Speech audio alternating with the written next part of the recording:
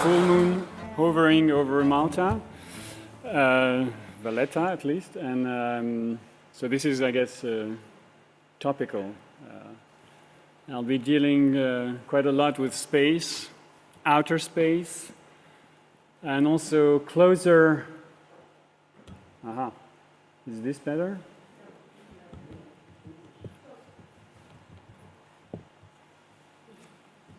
Yes?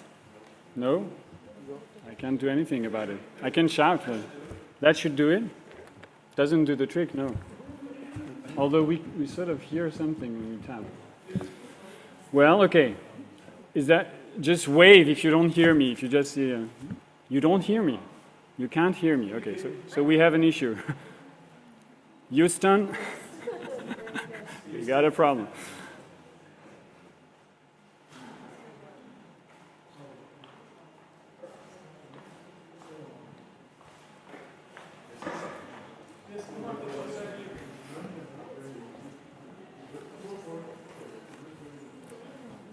Or maybe I should really speak closely like this. I'm not shy, I could sing, I could do many tricks. Is this good? Check it out. If I could.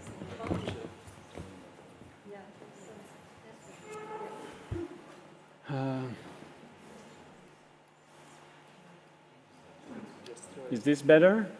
Better? What can we do? You hear me? Is this any better? This? Yeah, okay. We could place it here? Maybe not. No. Then I have to, okay. Wait. We can. Oh. Right? Maybe too much. Oh, you like it? You like it? This way. So I was trying to say that there is a full moon. That kind of ruined the introduction. That I will be addressing the issue of space, outer space, and also a space that is not too far, in fact, orbital space.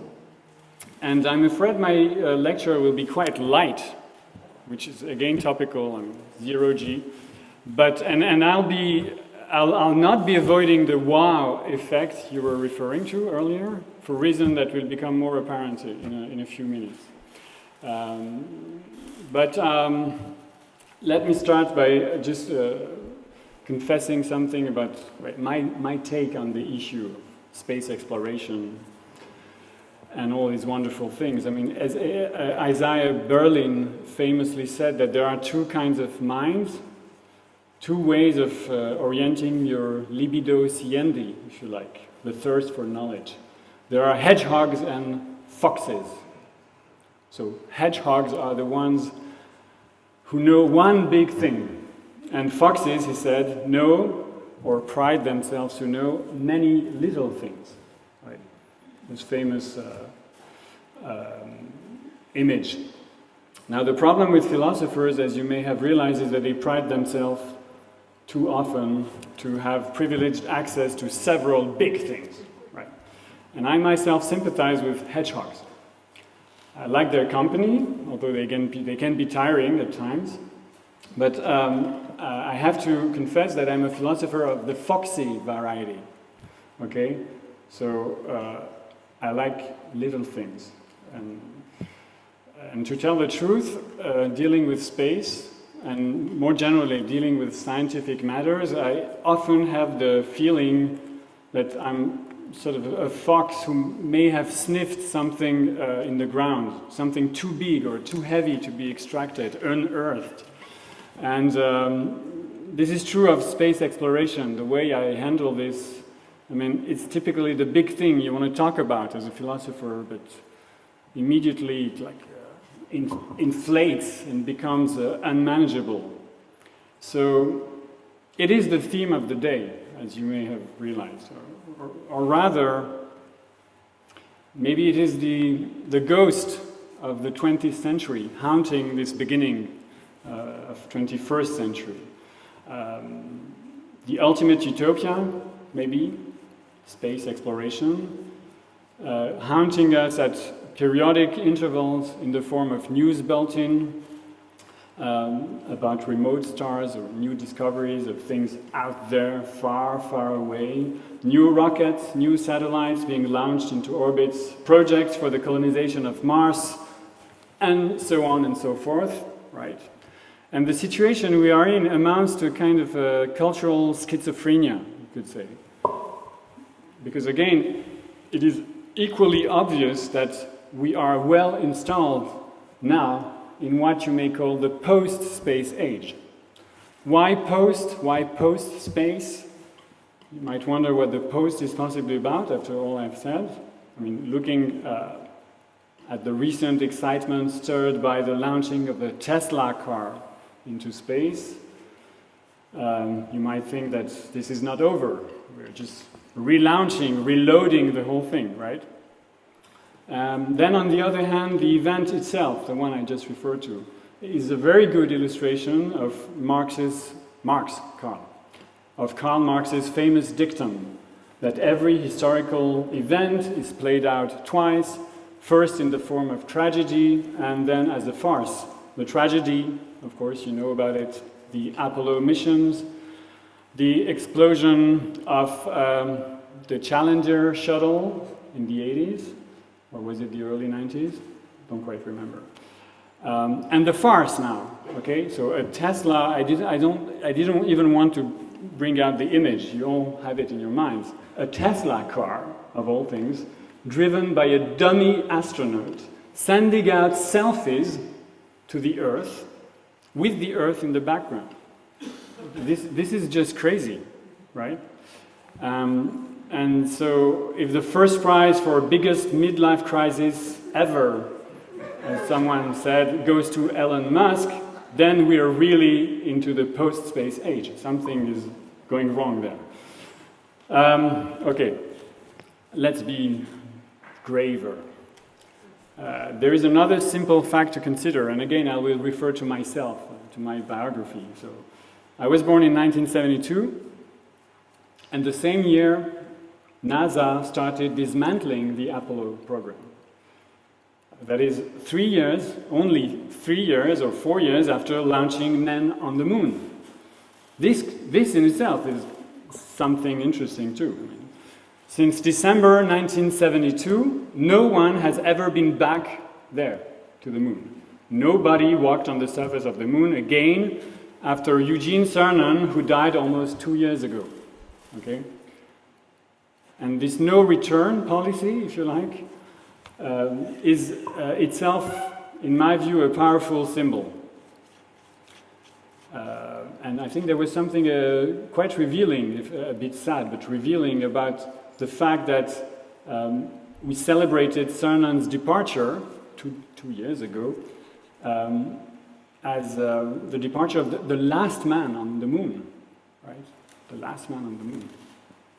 So this is what I call the post-space age. These are indicators. The post-space age, namely what comes after Sputnik, after Gagarin, and of course after the Apollo missions. And we can be confident, of course, that there will be other heroic endeavors. There will be other people on the moon sometime. I mean, I don't see any reason why not, right?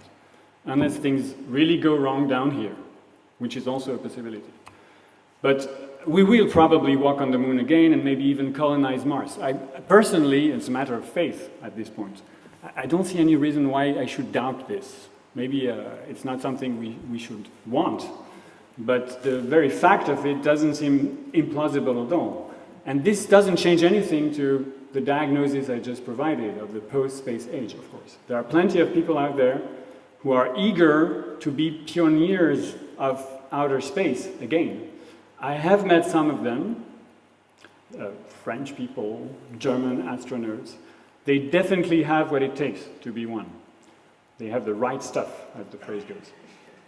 But the second wave will be completely different. The whole experience, I submit, will be wholly different. So just to mention a few more publications, this is Eugene Cernan, by the way. First man on the moon, last man on the moon. Oh, actually, no. second man on the moon. You know this famous photograph that's been widely circulated? It's one of the best shots we have of people on the moon, right? It is not Armstrong, it's Buzz Aldrin pictured by Armstrong. Anyway, this is an anecdote. But what was I saying? Yeah, to mention, well, heroes. To mention two more publications in French, I'm sorry to say. I have dealt with this whole issue, the wider cultural issue that I just referred to in rather light terms, in two publications, one in a contemporary art journal and another one in a more serious intellectual review. In doing this, I heavily drew from some 20th century philosophers who, as direct witnesses of the event, took a keen interest in the heroic age of space exploration. Among others, Heidegger, of course, Blanchot, this is less known, Hannah Arendt, of course, and Levinas. So Levinas, this is probably the most famous instance, took occasion of Gagarin's feat, the first space flight, to celebrate the coming of a new age, what he viewed as a new age, the advent of a new figure of man, of humanity, whom he described as, that man, as suspended in absolute space, in absolute homogeneous space. A man who had managed to finally free himself from the fatal attachment of place, the attachment to place, to the soil. The direct target here is Heidegger, of course, the kind of celebration of anchoring roots, soil, place, and all the post-war Blut and Boden resonances of these words. Arendt, on her side, explained in how there was a real concern, how we should all be concerned about Sputnik. She wrote before Gagarin. She wrote about the machine sent into orbit, the Sputnik satellite. And she feared, basically, that this Sputnik thing, and what will come after, might throw humanity out of bounds as a result of, very simply, as a result of giving up any stable reference frame. The relativization implied by this sending into orbit by delegation of our humanity amounted in her eyes to a frightful, almost literal realization of the Copernican idea of a world unhinged, reduced to pure quantizable motion of matter through space, with no absolute frame of reference. I'm drawing a kind of a caricature of her text in several places, but I could make a case for this reading. It's quite clear that there is a vivid concern for a kind of misguided course that humanity as a whole is taking. So I take it as another symptom that we have finally entered a new phase, a post-space age phase. The fact that no philosopher or intellectual of that caliber, the caliber of Hannah Arendt, for example, no philosopher or intellectual of that caliber today has contributed, to my knowledge, to a reflection on the extraterrestrial becoming of mankind in any significant way. And I'm counting myself among those groups of people who didn't do the job. I'm not going to do the job today, of course.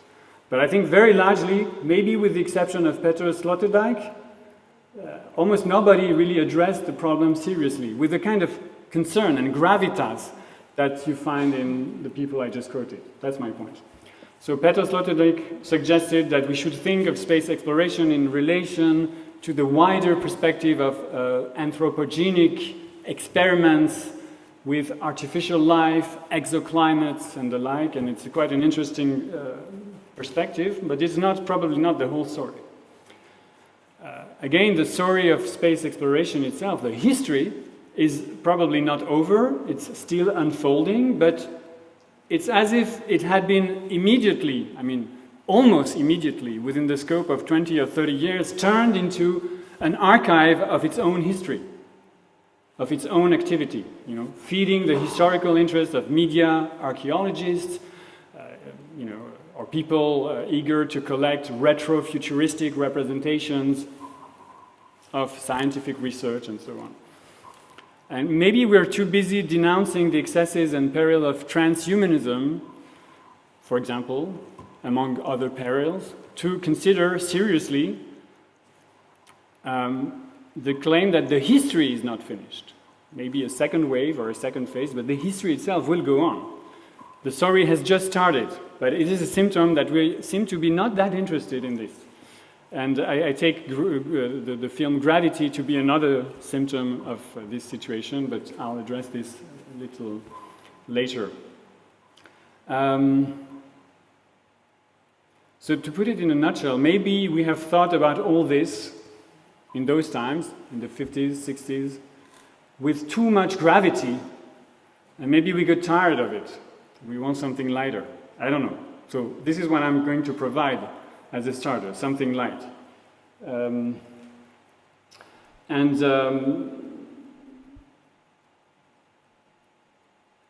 Yes, before I do that, let me say a few more things about this post-space age idea, and maybe being a little more precise about the kind of attempts that are being considered today. I would suggest that the post in post-space age concerns the very notion, if we wanted to be more precise and pin it down, it's the very notion that space is a frontier, right? A frontier to be conquered. And that this conquest by itself, this ongoing conquest, is epoch-making, that it defines an age. I don't think we think in those terms anymore. And it's important, because it's as much a spatial frontier that I'm referring to as a temporal frontier. So it is because space is not a frontier in the spatial sense, because we've already sort of accomplished the impossible, which is to land people on the moon, that we have stopped thinking of this space age as an age. There's something to be considered there. We are, if you wanted to define it in more concrete terms, I would say we are now entering a second phase, maybe not an age, but a second wave or phase of space programs, which you could call the colonial phase, colonization. So there is much talk today about terraformation, or even the colonization of Mars, and we use those terms, which is in itself intriguing. I mean, usually colonization came with a population to be, dominated, subjugated, but as far as I know, there's no life on Mars. So are you going to colonize by simply landing stuff there, which we already did? There's a rover sending out pictures every 5 minutes. And so, yeah, there's much hand-waving and promotional launching of spacecraft, satellites, probes. But I think the fact is that the frontier has been reached and crossed a long time ago, and we're not interested in that anymore as a result, which is paradoxical, because you may have thought that the very concept of frontier implied a kind of infinite regress, that the frontier is precisely the kind of thing that you have to push back until you reach the sea, the other side of the continent, but space. It's an open-ended land of opportunity. Why did we stop thinking in those terms? I mean, besides the fact that we don't believe in history or grand narratives and all this thing that I don't think is true, basically. I mean, we've never really believed in any of those grand narratives to begin with. But I'll leave that aside and just, emphasize this notion of this colonial phase and observe that simultaneously, and partly as a result of climate change and the ensuing discussions, partly as a result also of the so-called overview effect and the kind of new Earth-centered consciousness brought about by space exploration itself, we are now witnessing a growing concern for the cosmic singularity of the Earth as such, and the fragility of this envelope of soil, water, and breathable air, and so on. So you may say the attention has been turned reversed, instead of being directed outwards, it focuses inward. And this you can trace back to the glorious age of space age. It's nothing new. It was already one of the most publicized lessons drawn from the unprecedented venture known as the Apollo program. It brought us closer to the Earth, in fact. And the famous pale blue dot slogan, the famous pale blue dot, in the words of Carl Sagan, illustrates this nicely. Okay? Again, I must add that this reversal of attention, if you like, is entirely compatible with the material pursuit of space exploration. There's nothing contradictory here. The idea of extending beyond mothership Earth, here I'm referring to Buckminster Fuller's Spaceship Earth, the idea of building extensions to set foot on new islands in space is in fact an essential component of the post-Anthropocene's cultural and phantasmatic scene. From the environmental movement that developed in the early 60s to the today's anthropological variations on the theme of Gaia as the ultimate frontier, we have been dialectically engaging from a distance, at a distance, with the singularity of the Earth and the meaning of our frail existence on its surface. And this is the product of space, among others, of space exploration, of course. So again, clearly the post-Anthropocene condition can accommodate the neo-colonial dreams of today. Dreams of a limited range, but nonetheless neo-colonial. There's no contradiction in that. Now the point, though, and this is where I wanted to bring you before I engage in lighter considerations. Cheers. The point I wanted to convey is that, well, space exploration as such is not the issue, okay? And my own interest in this whole story is in fact more limited. The exploration aspect I'm not interested in. I'm not much interested in the turning our gaze towards the Earth thing either. I mean, I'm not into that kind of discussion. I'm not involved in it yet. My interest has to do more with what happens in the rather small expanse of space immediately surrounding the Earth. The orbital distance, if you like. And by this, I mean what happens at roughly 500 kilometers from us, from the surface of the globe. You should know that the International Space Station, the ISS, maintains its orbit at an altitude varying from 330 kilometers to 435 kilometers. That's below 500 kilometers, which, should I remind you, is about the distance that separates us from Naples, from what Wikipedia tells me. Right? It's a city in Italy, not too far, right? That's what we're talking about. The ISS is orbiting very close to the surface of the Earth. But that's enough. It's a very good vantage point for a philosopher.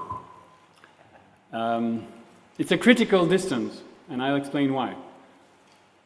It's a threshold, which I will, by commodity, refer to from now on as the orbital threshold, the orbital condition, if you think of it as a threshold for humanity as a whole. It's the orbital condition. And as a matter of fact, when you think of it, it's in this vicinity, in that vicinity, that most of the effective, actual activity of humans occurs. The expansion in space mostly concerns that area, very limited area. Expansion is not quite the right word. We should say extension. Little bridge, vertical bridge. I'll come back to the word vertical, of course. A bridge extended across space, 500 kilometers from here. And for more than half a century, about 500 people, mostly men, and that's not much, by the way, 500, a bit less, I think. About 500 people have reached these modest heights to prepare for the big expanse, humbly carrying out scientific experiments involving sensitive, high-technology material, and a good deal of bricolage, really. When you think of what they're doing, I've seen them training. It's just amazing. They're screwing, drilling, and pouring stuff in recipients, just making measurements. It's very simple stuff they're doing out there. It requires training because of the physical technicity of the gestures, the motions, and all that. And they should know some physics, but it's not really relevant at that point. Now, what is most remarkable at such a distance?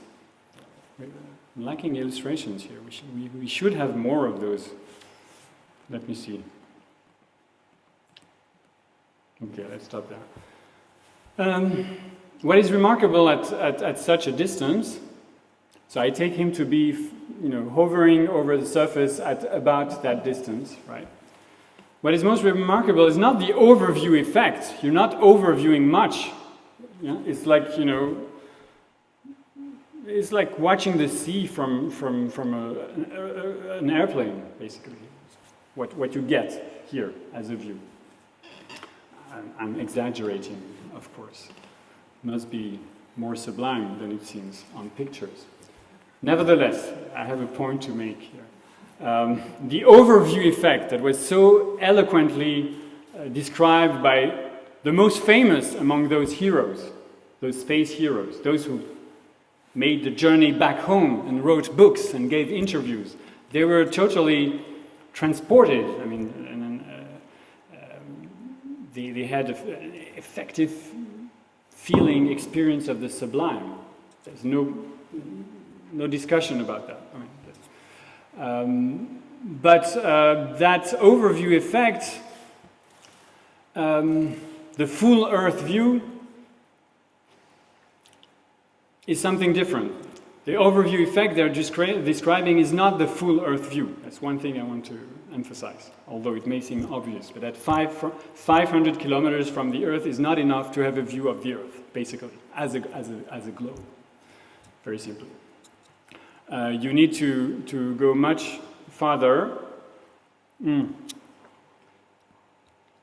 need to reach far beyond the vicinity of the Earth to get the full Earth view. And what was referred to as the overview effect is, I submit, a kind of conflation of the full Earth views which have been circulated from the late 60s onwards, and what they effectively experienced up there that has been also documented extensively, but which is fairly different. And in my mind, at least, I was going to say in our minds, but let's not be presumptuous. In my mind, for a long time, I had really conflated the two. For me, space was the kind of view of the Earth, like quasi-full view of the Earth you get from flying up there. But nobody flies up there that high to get the full view. What you get is an intimation of the curvature and spherical shape of the Earth, for sure. But this in itself is not quite the kind of overview that is associated with the most famous pictures of the Apollo missions, even before we landed on the moon. As far as the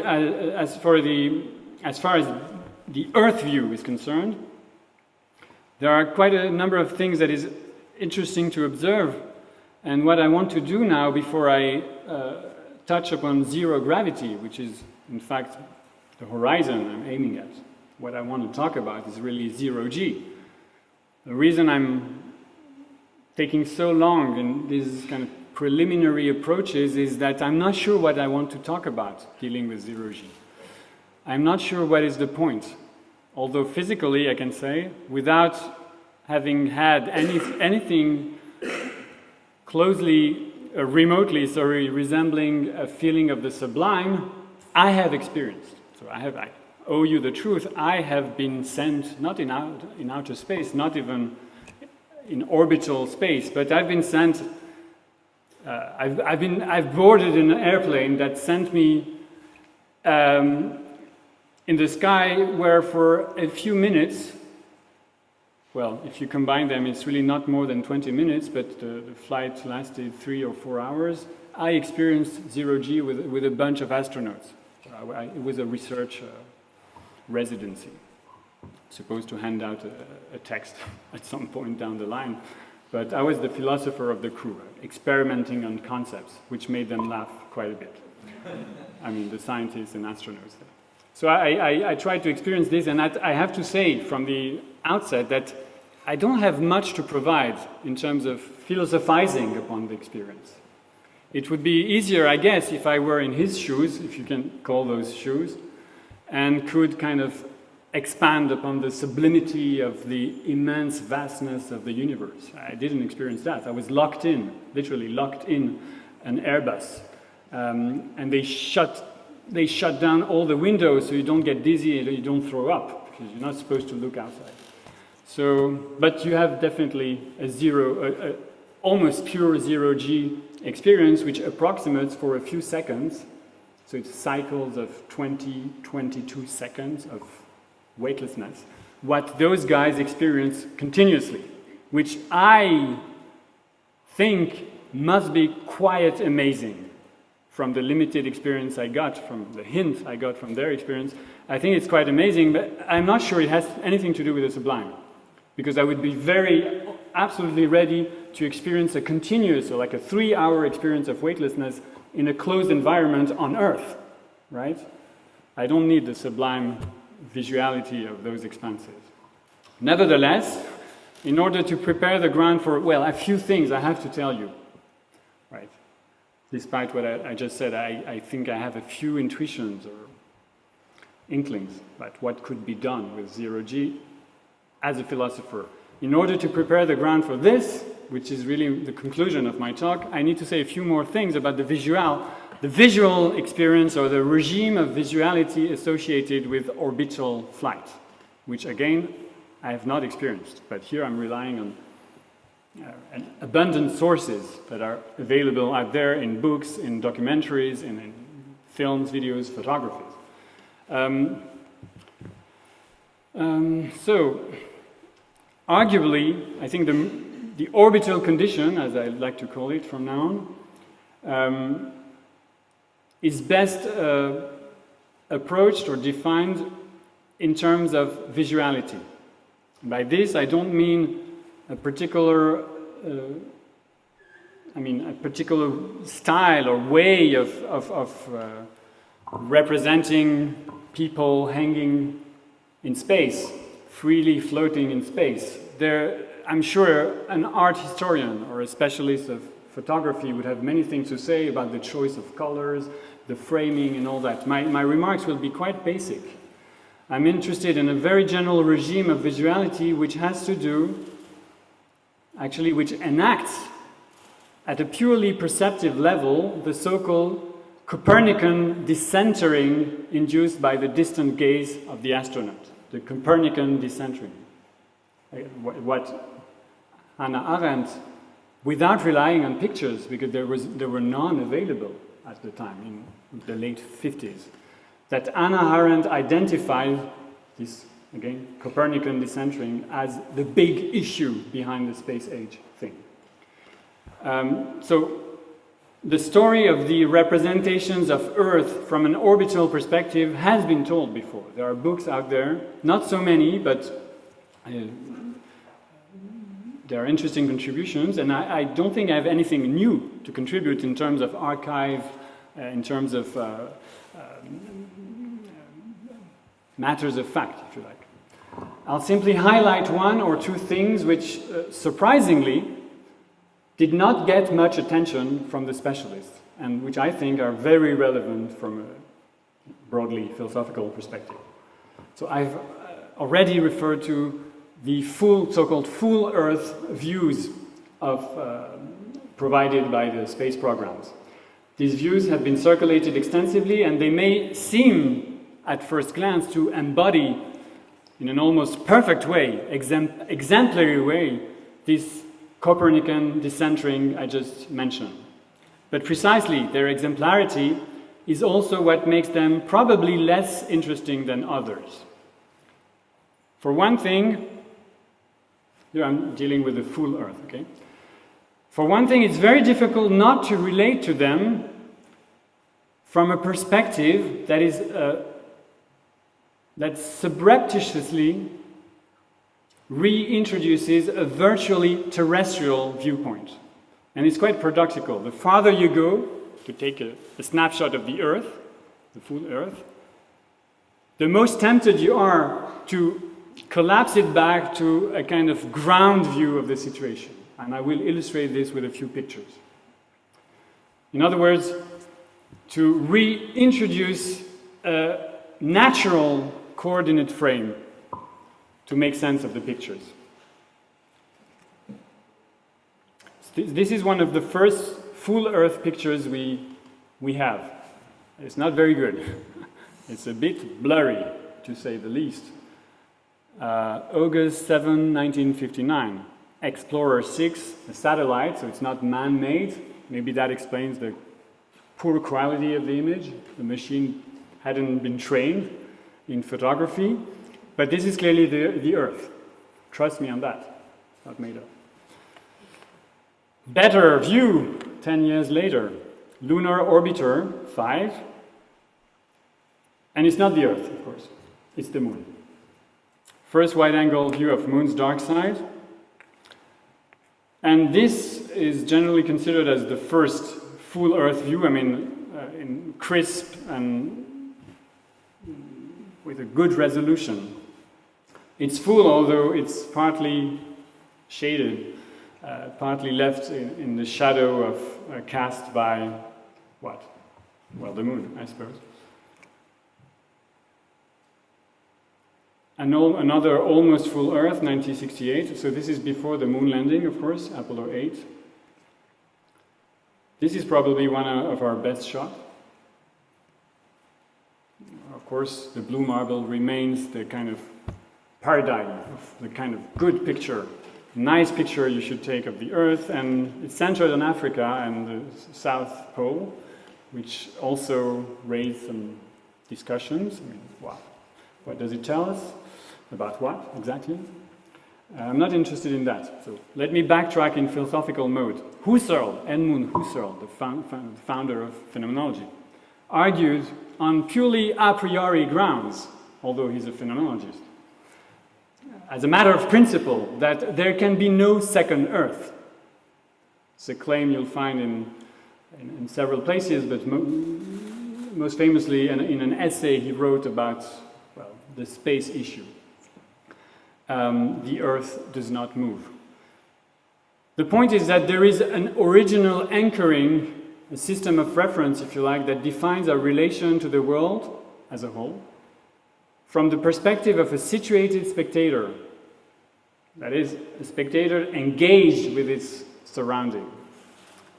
As a result, I'm kind of paraphrasing in a loose way, as a result, Husserl argues, as a result, the terrestrial horizon may be expanded, there's no doubt about that, but it cannot be lost. It cannot be severed from the kind of horizons we are used to as Earth creatures, as earthly creatures. So if we were to inhabit the Moon, or any other satellite or distant planet, then the Moon would become an extension of the Earth. Or maybe a second Earth, but in a sense which still retains something essential about our original primitive anchoring on this planet called Earth. The argument is a bit convoluted, but the general intent is quite clear. Husserl nicely argues that there is no way we can seriously, that is, in all philosophical profundity, understand ourselves, not picture ourselves, understand ourselves as being carried along in a spaceship orbiting the sun at the speed of 30 kilometers per second, which is a fact, scientific fact. It may be the case from the point of view of modern astronomy that this is so, but is, according to Husserl again, it's simply misguided as a way of making sense of the way we actually inhabit the world. That is, the way we get a grip on the very concept of world by reflecting on our situations. If we're interested in that question, then in some real sense it's irrelevant whether we are actually moving around in space or in some sort of Aristotelian view of things, stuck on Earth as the center of the universe, or maybe the bottom of the universe, whatever.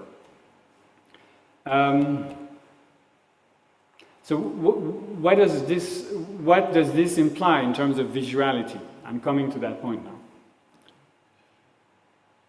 But just as an aside, this is a 2001 picture, which I find quite interesting because it's presented as a composite view. So it's not even a picture, it's not a snapshot from the edge. It's a collection of the best snapshots we got during year 2001, and it's nicely composed to give a perfect rendition of the Earth, centered as it should be on the United States. It's much more satisfying than this, right? And I leave that aside, but it's an interesting turn, evolution, development of the history of full Earth pictures, because here we have a kind of combination of the spatial framing of the situation, an intimation of the situation of Earth in space, and a temporal rearrangement of this, a total lack of interest for the actual, the temporal anchoring of the Earth as seen from a particular perspective at a particular moment. This is not taken at any moment in particular. It's really floating in space and floating in time. It's almost entirely virtual. So we've reached the last step, and Husserl was right.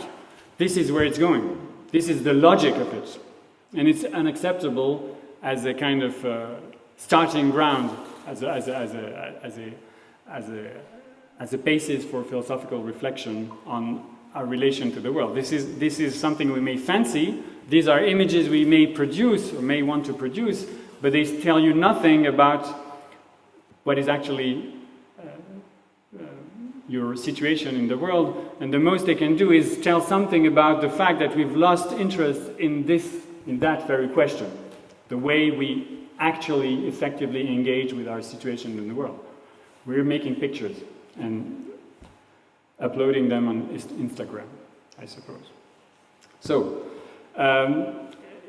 it goes almost without saying that the most immediate, I come to the visual aspect now, the most immediate expression of this new orbital visuality is the radical relativization of the vertical.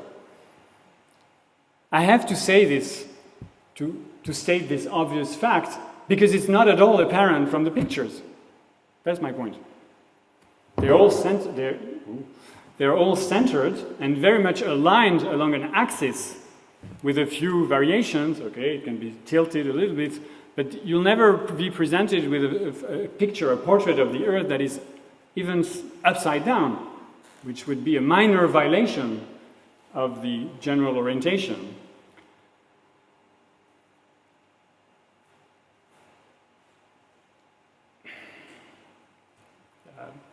Let me manage time a little better now.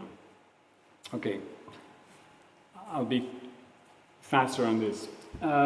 In space, there is no absolute up and down. Again, I'm stating the obvious. And this is true as soon as you've achieved sufficient speed to reach the so-called escape velocity that enables you to place yourself into orbit. As soon as you reach that situation, and it's not too far, you don't have a full Earth view, but you already have lost the sense of up and down. This is very clear from all the reports provided by astronauts. Very quickly, this notion of direction is totally scrambled and vanishes at some point. So the notion that it would make sense even much farther in space to consider the Earth in that way as the natural orientation of things is entirely artificial. It's a choice, it's an artistic choice that has to do, and this can be traced very, very closely by historical and archival analysis, that has to do with the editorial choices made by newspapers and magazines at the time, in the 60s and later. We all know that space has no intrinsic orientation from the fact that, well, when we picture ourselves from the point of view of the people of New Zealand as somehow hanging from the surface of the Earth with our bodies turned upside down, well, the very statement in fact doesn't make much sense. Because as Wittgenstein famously shown, trying to answer one of his disciples' question regarding the better way to explain why we don't fall, why gravity keeps us fixed on Earth, even if we're living at the South Pole or in New Zealand. As Wittgenstein famously said, answer to this eager disciple, well, give me a blank sheet of paper and I'll tell you. Disciple hands out a sheet of paper. Wittgenstein draws a circle and then inscribes a dot at the surface, on the periphery of the circle. This is New Zealand, and then turns around the sheet. It's like a Zen master performance, right? The question itself doesn't arise anymore. And in space, of course, the same is true at every instant. You don't have to demonstrate it, you don't have to think about it, you actually see it, you see the absence of direction. There's no sense of direction anymore, or to be more precise, there's no global sense of orientation or direction. What remains, of course, is local directions attached to the possibilities of movement from place to place. But the point is, there's no place either. There's no place, of course. And that is what Levinas tried to express when he pictured Gagarin hanging in absolute homogeneous mathematical space.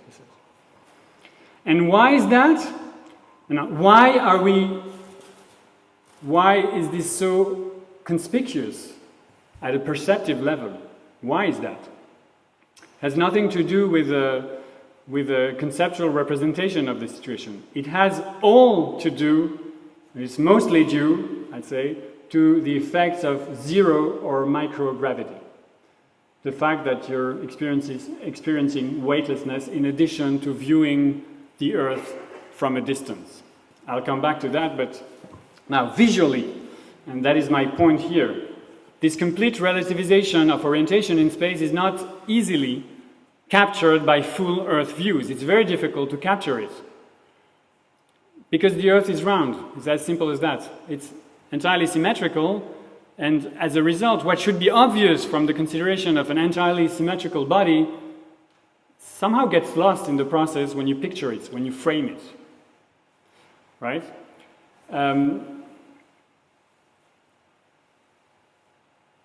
The history of these representations shows an almost irresistible compulsion to correct the image, to turn it sideways in order to endow it with a global sense of orientation in conformity with the implicit norms of pictorial representation, the implicit norms of the practice of photography, and this is even more apparent in the so-called half view or partial views of the Earth.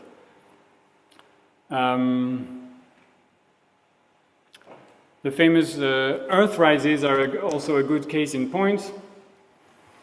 The successive portraits of the Earth known as Earth rises, so it started early again, but in a kind of clumsy, blurry way, and then it got slightly better. That's the original picture. This is a well-known story. Some of you may not know it, so I like to tell this story. I'm sorry for those who are very familiar with that, but that's the original portrait of the Earth in the so-called Earthrise series.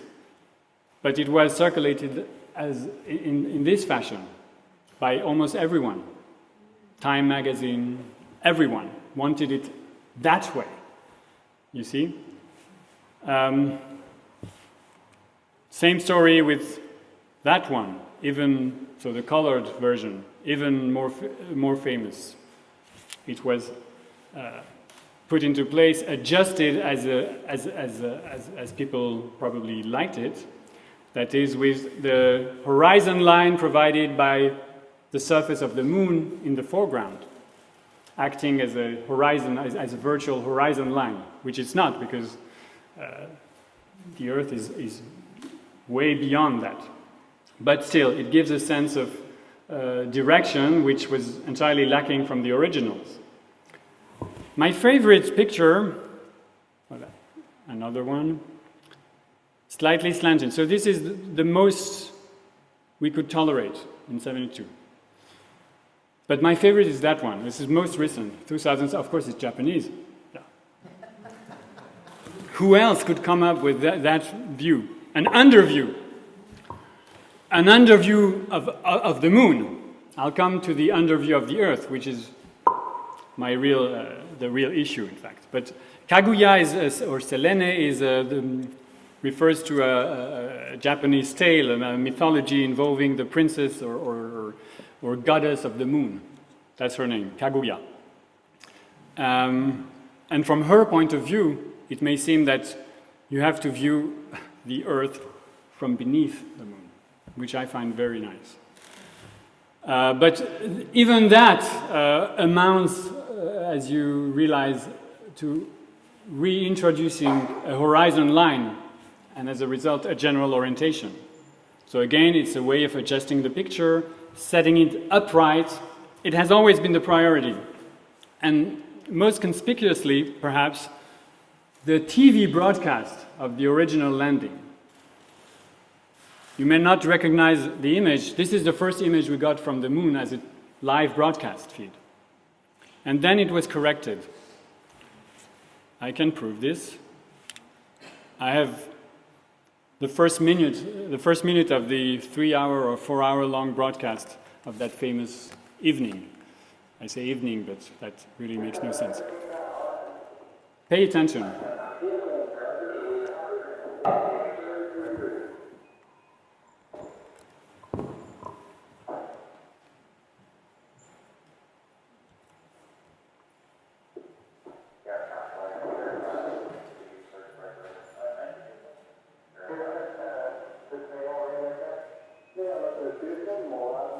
They're waiting for the images to come.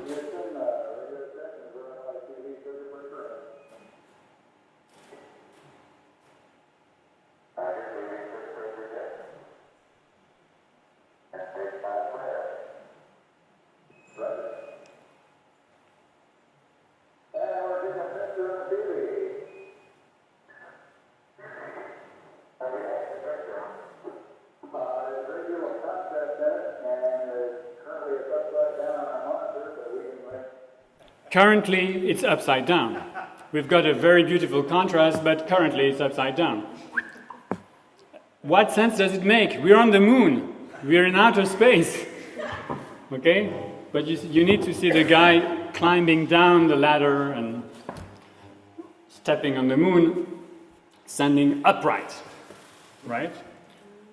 But I love this first picture of the whole thing. It tells you the reality, the repressed reality of the whole event.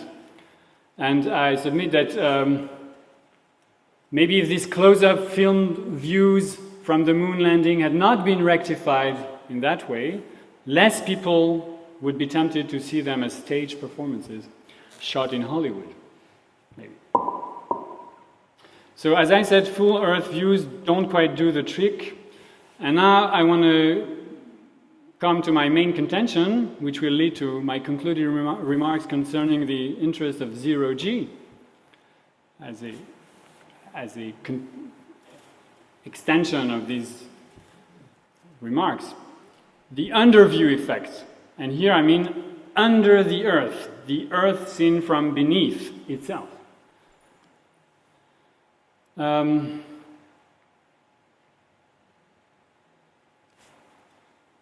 It's typically the kind of view you can get from an orbital distance, not too far. In order to see the Earth from beneath, you have to get a sort of a close-up of the Earth from a distance, a close-up from 400 kilometers, roughly. And then you can get those kinds of shots, or that kind, or this. Or that. This is the typical, the most exemplary underview of the Earth. And my question is, what is the underview effect if we had to extract the essence of the deep meaning, the deep implications of this underview effect by symmetry with the overly debated, commented upon overview effect. Well, first, a very simple remark, such a situation offers no clear horizon line. You may say it does massively. There's the surface of the Earth curving, but it's curving backwards, or it's curving in the opposite direction. It destroys any sense of horizon, for me at least. This doesn't even remotely resemble a horizon. This is something else altogether. The Earth closes the horizon, you may say, from above. And we never think of the horizon as being closed by the sky. We always think of the Earth rising to a limit, up to a limit, and then kind of drawing a line. This is fairly different. You might say that it is the Earth that closes the horizon from above, like a ceiling, like an arc or a vault, something of that kind. It does not open up a depth of field. That is an important thing too. So there's no layering or of receding planes, no occlusion phenomenon. The only occlusion you get is, well, what happens on the foreground, very close to the camera. There's no converging lines of sight, no point at infinity on the horizon. There's really no way you can frame such a scene. It is, as a matter of fact, framed. But this is almost irrelevant. I mean, there's nothing formally within the picture, in the composition of the picture, which suggests a natural way of framing it. That's my point. Unless you recreate an artificial horizon line by combining the element in such a way that it evokes the pictorial conventions attached to landscape, but this I can't even see how it could work, really. And so I suggest that this bears very strong resemblances with, these are pictures from that movie I referred to earlier. There's an abuse of underview views. I was going to say underview views, no, of underviews. But it's nicely done in its own way. What I was going to say is that these underviews are the real illustrations, the views that really enact and perform the Copernican shift. Because unlike the distance views from the full Earth or quasi-full Earth, they destroy or they cancel out anything that would be remaining from the kind of visual centering, anchoring of the gaze, of the viewpoint in the so-called terrestrial coordinates. The subject of the gaze itself is not centered. It is not occupying any particular viewpoint when you think of it, although the camera is probably placed somewhere. But the resulting image is not centered in the sense of a point of view being suggested as the natural viewpoint opening up a perspective. So it's very close to what is generally referred to as isometric or axonometric perspective. That is, literally, it's parallel perspective. Literally, a perspective without point of views, without a point at infinity, without converging lines. Parallels remain parallel, and there's no horizon, of course, and as a result, everything is floating around, including your own gaze, in a literal sense. There's no place where it makes sense to place a viewpoint to make sense of the formal composition of these Gropius houses. I'm referring to the architect, Walter Gropius. So space opens up in all directions. It's really floating space, as van Doesburg wanted it. Floating space, schwebende Raum. It is polyfocal, it's radically decentered, and yet it unfolds something like a representation of depth. I take this as a nice simile for what we're discussing now. And now, of course, I'm embarking into a conclusion, a 6-point conclusion. Of course, what we call central or linear perspective, the kind of norms that guide the making of the full Earth images and the half Earth and Earth Rises series I just showed earlier. This notion of perspective, developed through several stages and with many complications from the Renaissance onwards, bears an essential relation to gravity, of course. It's a gravitational gaze. It's a gaze which is anchored on Earth by means of the gravitational pull. It's not only that the subject of representation is placed somewhere, occupying a point of view, it's also that it is ballasted somehow, right? It's bearing weight to keep him from floating around. So the architecture, if you like, of central perspective, the one involving ruler and compass, also involves, and it's equally important, the plumb line, right? To get nice verticals. So this regime of visuality is entirely gravitational when you think of it. And I suggest now that this also informs very much a certain regime or mode of existence, which Husserl nicely theorized in phenomenology. The phenomenology of the world, of inhabiting the world, is basically a theory of gravity in that sense. And you find echoes of this in Simone Weil's wonderful Gravity and Grace. The whole dialectics is predicated upon the fact that we are, as embodied being, submitted to the gravitational pull, and that all our values, including aesthetic values, which is not the center of her book, are predicated upon this gravitational anchoring. What about ZeroG? ZeroG. What happens when you cancel out gravity? Well, something like that.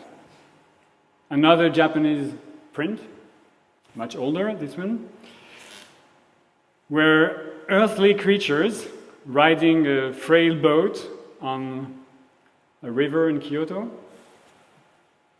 seem to be floating in outer space and being sort of protected by the overarching land or coast, sort of closing the horizon above them. It's a quasi-axonometric representation. It's not really, but it gives you a feeling of the kind of condition, orbital condition, that you could try to emulate on Earth by means of artistic representations of a particular kind, but also maybe by means of a kind of what I could call a mental or conceptual yoga practice, which would try to emulate zero gravity in earthly terms, in an earthly setting. So I come to my conclusion, and as announced, this is just in the background, Ernie Gur's Sidewalk Shuttle. Don't be too distracted. I have to say two things before I conclude in 6 points. First thing, well, I've read extensively about the astronaut's experience. I have to admit I'm a bit fascinated by the whole thing, as you may have realized. And as I told you, I had to try it myself. So that's why the Centre National d'Études Spatiales, the CNES in France, which is the French NASA, a much more modest structure, but we do send out stuff, not people, but stuff, into space sometimes. And on a regular basis, they send out people like me in aircrafts, specially designed Airbuses, to experience weightlessness. I had nothing else to do there. I had no experiment to carry out. That's the plane. And by the way, that's the position of the plane above the clouds. Might seem frightful, but it doesn't feel that way when you're there. You don't realize at all what's happening in terms of relative motion, motion relative to the surface of the Earth. Again, all the windows are sealed or closed, and this is the philosopher reading a book by Einstein, or trying to do the reading during the 20 minutes of free-floating ZeroG experience that you get by way of that plane sort of tracing a quasi-orbital trajectory into space, not into outer space. It's not even beyond the stratosphere, which is 30 kilometers away. It's much below. It's you know, above the clouds, but not too far. But even there, and this requires lots of skills, you can sort of emulate a quasi-orbital trajectory for about 20 seconds. And it's called parabolic flights because the way to do this is to take off and very rapidly ascend towards the tip of a parabola, and at some point you shut down the engines, and this is how it goes. And then, that's why it's a parabola, it goes down again, but at the tip of the parabola for 20 seconds you have something which is the closest terrestrial or quasi-terrestrial approximation of the orbital flight. And so you're moving around, floating around in space. 6 points to give you a feeling of the conceptual issues behind this. I have no words to say how it feels. I will try somehow, but again, it's I take it to be a sort of experiment in the augmented body, if you like. I mean, some people take drugs. There are other ways. I didn't do it through technological prosthetics, but merely by the fact of moving through a different atmosphere. It's an artificial modification of the natural Umwelt. And the first thing to note is that, and it's the immediate and entirely unexpected effect that nobody had told me about, it's the siphoning of all contact forces, and as a result of all the tensions, all the surface sensations that are generally attached to the fact of, I'm sorry to say, sitting on your butt.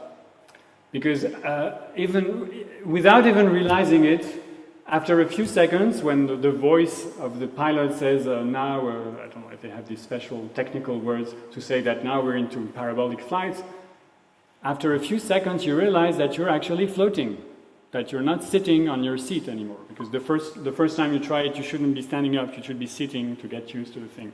And you just see your feet moving up, and then you realize you're not supported by any material anymore. So really already floating, and the result is as if a pipe or a siphon had been plugged into your body, progressively draining all internal sensations, or I should say, to be more accurate, all the surface sensations which you take to be internal because they are like diffusing in your entire body. So you subtract all the diffuse, mostly unconscious, proprioceptive rumor that sustains the comfortable, under normal conditions, the comfortable and generally reassuring feeling of being embodied. What you're left with is truly internal sensation. But unless you had a very bad meal before, there's no reason why you should feel yourself from the inside in any especially intense way. So you're left with nothing. You've been siphoned out from your most conspicuous proprioceptive feelings. And the result is a kind of a disembodied experience, something like an OBE, out-of-body experience. Very short. The whole thing lasts only for 20 seconds, but it's good enough. And there's something quite fearful about being siphoned, I have to say. Something like an orgasm. You feel that it's going to go to the end of it. And the resulting feeling of lightness is almost unbearable the first time, almost. Kundera, Milan, wrote this famous book, The Unbearable Feeling, Lightness of Being. So as a result of this subtractive process, you're left with a residual feeling of the sensorium. So your eyes are open, you can hear, but your body has acquired a kind of diaphanous quality, a crystalline state. And this is quite exciting in itself. I could stop there, and I would encourage you to try that somehow. You can use any device that emulates this for half a second, but it's not the same when it lasts for 20 seconds. There's a qualitative leap. There's a difference in nature in the experience. This is nothing like the bump on the road where the car goes whoop and everybody goes, oh, that lasts for half a second. It's not the same. Okay? But you can sort of extrapolate from there. The interesting thing is in connection with the diaphanous body, is that you feel you're traversing, in fact, it's the reverse. You are traversed. You're penetrated and traversed by something like a gradient or a spectrum of gravitational intensities fading out. I didn't mention that the first phase, the ascending phase that leads to the orbital or quasi-orbital ZeroG point, the ascending phase is quite unpleasing because you experience 2G. 2G is twice your weight as a result of being accelerated at high speeds. You are like stuck back on your chair, and you experience something that is not exactly the 4 or 5G pressure that actual astronauts experience, but it's already something. I mean, it's not fun to be weighing 2 times your actual weight, even if you're not too fat, okay? And so, but the good thing about this unpleasing phase is that as a result, you experience the whole spectrum from 2G to 0G through 1G, which is your actual normal weight. And so you really, in a very tangible and concrete way, feel that you're being transported across a gravitational field of varying intensities. And this, as a person interested in the philosophy of physics and the physics of gravitation, to me was really eyes-opening. And I kind of touched the field, the gravitational field, at that moment.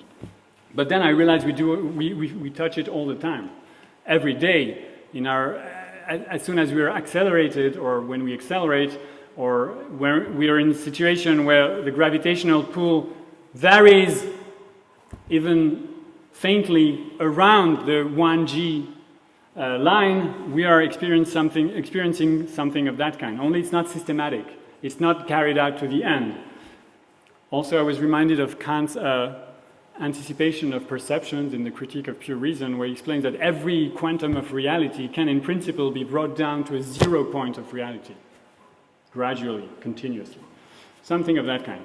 Now, quickly, second thing, this is, briefly put, it's the first thing you experience after realizing that you've been siphoned, that you're transparent. The first thing you try and do, and this is very silly, you move around, you wave like crazy, you move your legs very rapidly to gain speed, which is a stupid thing to do because then you hit the ceiling and fall down, crash on the ground, and kind of bounce back. It's a pantomime. You're an object. You're reduced to the state of an object being bounced back in the cockpit, basically. It's fun, not highly interesting. I mean, you get bored quite quickly. And it tells something about the extreme skill that in training that is required to move around in a state of weightlessness. So the astronauts are trained for a reason. Like standing on the horizontal to use a screwdriver, and you gently moving around tools in a state of weightlessness requires extreme coordination of movement, and it's a kind of yoga in itself, I suppose. But the point is, more interestingly, that you also negatively experience the power of infinite motion. By this I mean inertial motion. What is, in terms of physics? So I promised I would do some science, Chris. Here it is. Inertial motion is by definition a motion that is not obstructed or impaired or affected by any external force. So it's uniform, it's non-accelerated.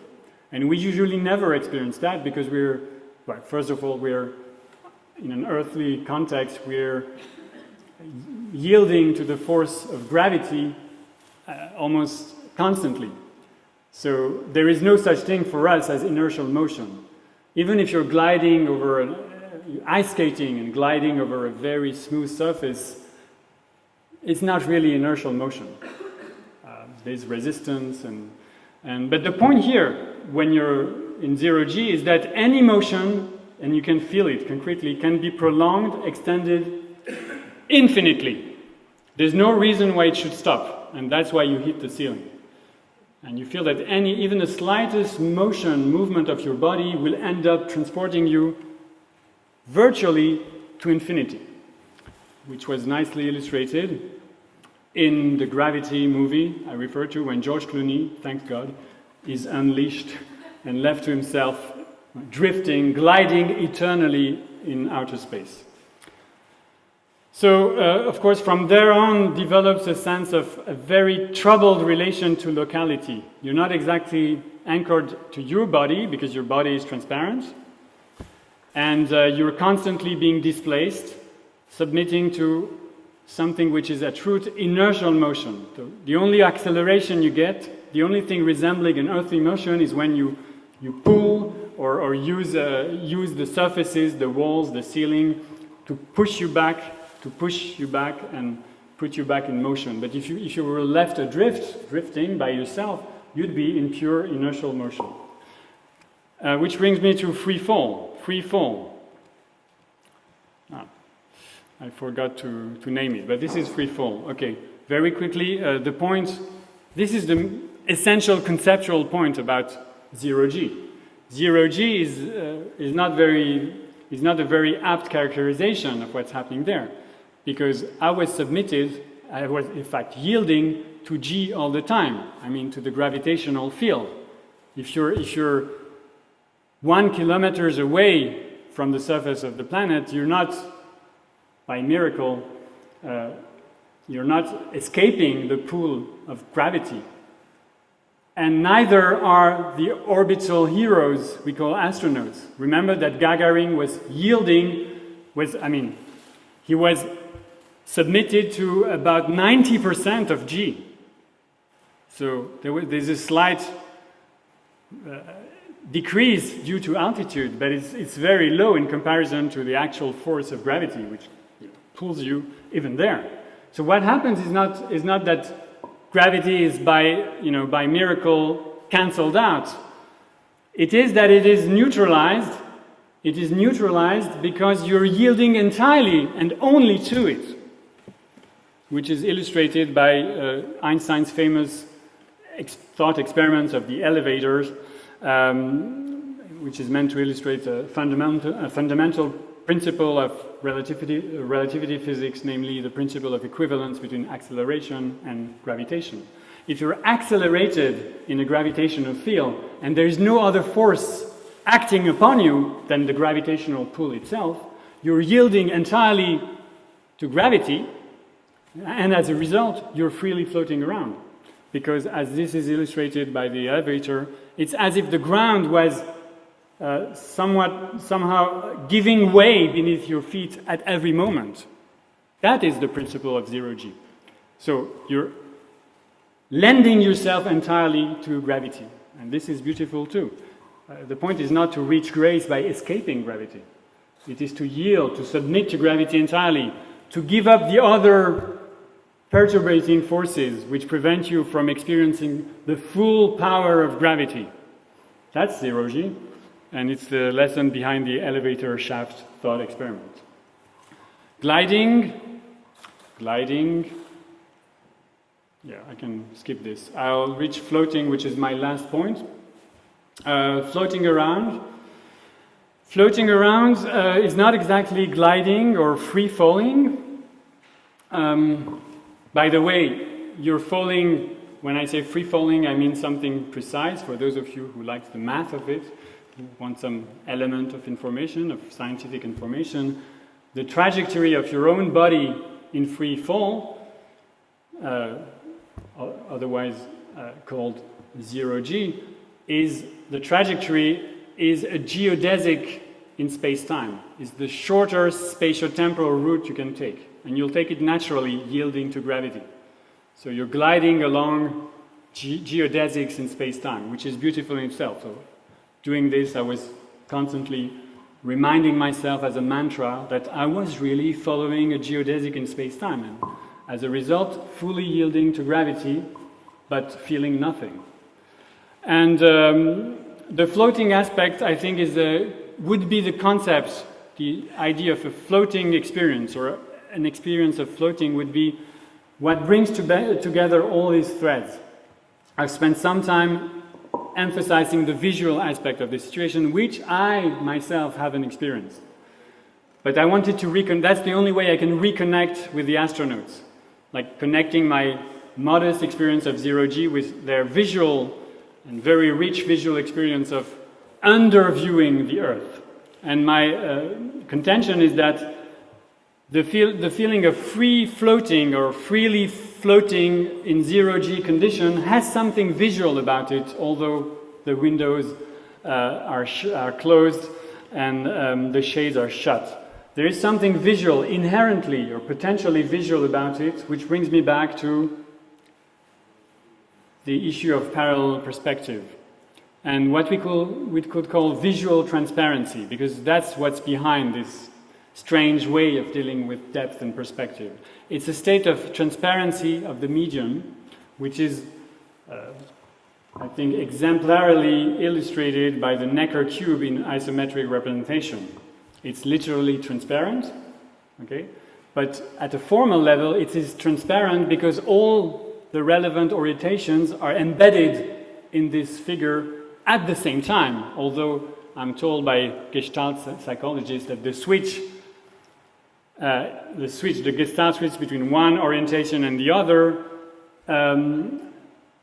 implies that there's no way you could sustain the two orientations or see them at the same time. There's no way you can reach the state of full transparency, visually speaking, on phenomenological ground, which would involve the two orientations to be seen, to be perceived at the same time in a state of superposition. I totally disagree with that on an aesthetic level. I think the whole point of the aesthetic impact of axonometry, of axonometric representation, is that you can, of course, you can reach that limit, that tipping point, and install yourself there for a few seconds.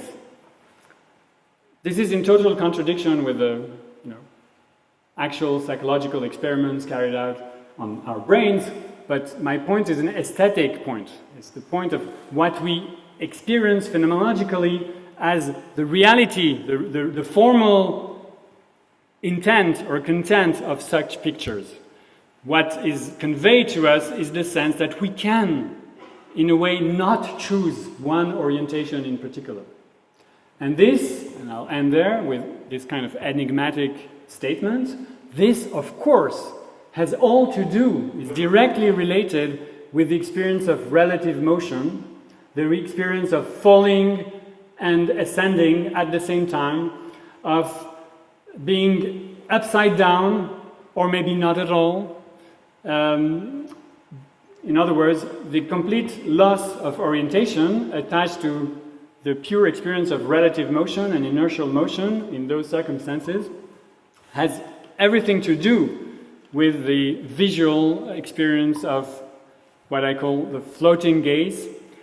It's essentially linked, and the way I would like now to expand upon these very sketchy and preliminary remarks would be, but not tonight, someday, would be to more systematically investigate the modes of transparency which can enact in an earthly context something that our friends, the astronauts, can experience when they're circulating the Earth in orbit. Something like a general flattening out of the space of representation and this kind of commutative or oscillatory relation to orientation. It's not that you don't find your way in those situations. There's ways of framing the situation, but the framing never involves the choice of one particular direction. The idea is that with these ambiguous figures is that you can sustain and prolong the state of oscillation involved in the particular construction of axonometric spaces.